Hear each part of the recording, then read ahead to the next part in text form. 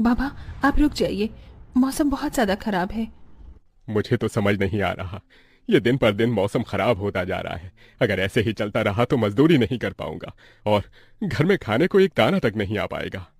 तभी बहुत तेज आंधी तूफान चलता है। अरे देखो जरा देखो, कितनी तेज तूफान चल रहा है। अरे महेश बेटा, तू झोपड़ी के ऊपर तिरपाल तो लगा कर आया था ना? हाँ बाबा, लगा दी थी तिरपाल। और उसके ऊपर तूने ईंटें रखी थी या नहीं? बाबा ईंट रखना तो मैं भूल गया। महेश के इतना कहते ही झोपड़ी के अंदर बारिश की वजह से पानी टपकना शुरू हो जाता है।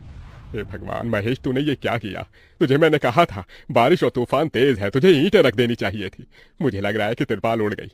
चल चल मेरे साथ चल, अब तुझे मेरे साथ भीगते हुए मेहनत करनी होगी, नहीं तो पूरे घर में पानी ही पानी भर जाएगा। देवेश इतना बोल ही रहा था कि घर के अंदर वाकई छत से पानी टपकने लगा। हाँ पिताजी, आप सही कह रहे हो, चलो चलते हैं जल्दी से।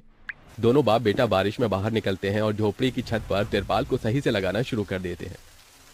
अरे बेटा, ईंट को अच्छे से रखना, कहीं ईंट गिर न जाए। ठीक है पिताजी, सही सही रखूंगा। महेश इतना कहकर अच्छे से ईंट से तिरपाल को दबाने लगता है, जिससे छत ढक जाती है और झोपड़ी में पानी टपकना बंद हो जाता है। लेकिन इसी के चलते हुए बेचारे दोनों के दोनों बहुत बुरी तरह भीग जाते हैं। अरे चलो बेटा, बहुत ठंड हो रही है, बाहर घर में चलते हैं। चलो, बरसात में मौसम बिल्कुल ठंडा हो गया है। हाँ पिताजी, आपने बिल्कुल सही कहा, चलिए। जब दोनों बाप बेटा घर के अंदर आ जाते हैं तो मेघा उन्हें सूखा कपड़ा देती है और अपना शरीर पोंछने के लिए कहती है।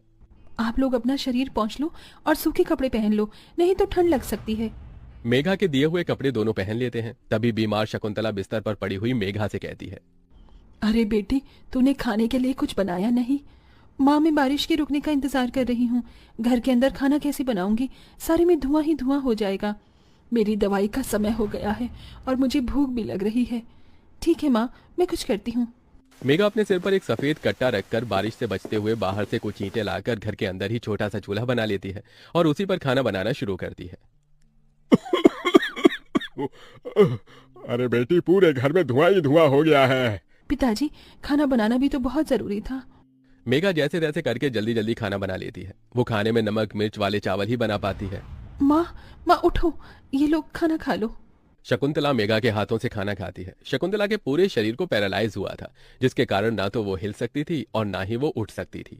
मेरी प्यारी बेटी, इतनी कम उम्र में तेरे ऊपर कितनी जिम्मेदारी आ गई। हम गरीबों का कुछ नहीं हो सकता है। इस गरीब झोपड़ी के अंदर हम कैसे कैसे दिन देखते हैं।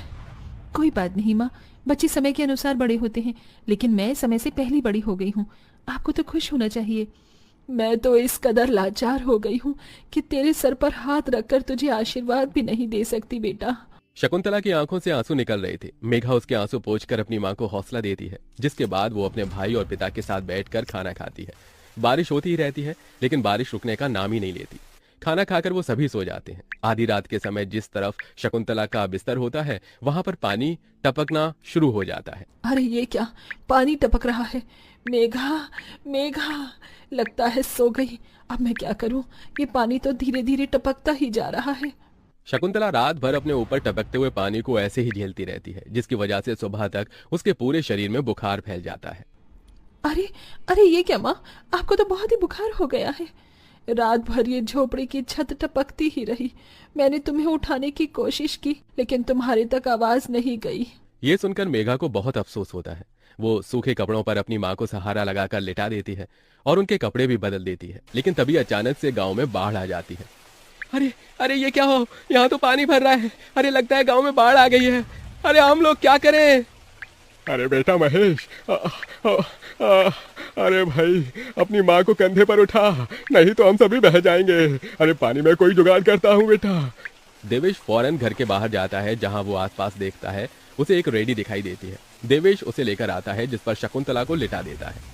अरे चारों तरफ पानी पानी हो रहा है, हमें अब यहाँ से जाना होगा, नहीं तो पानी में हम डूब जाएंगे। तभी अचानक से उनकी झोपड़ी पानी में डूबकर बह जाती है। हमारी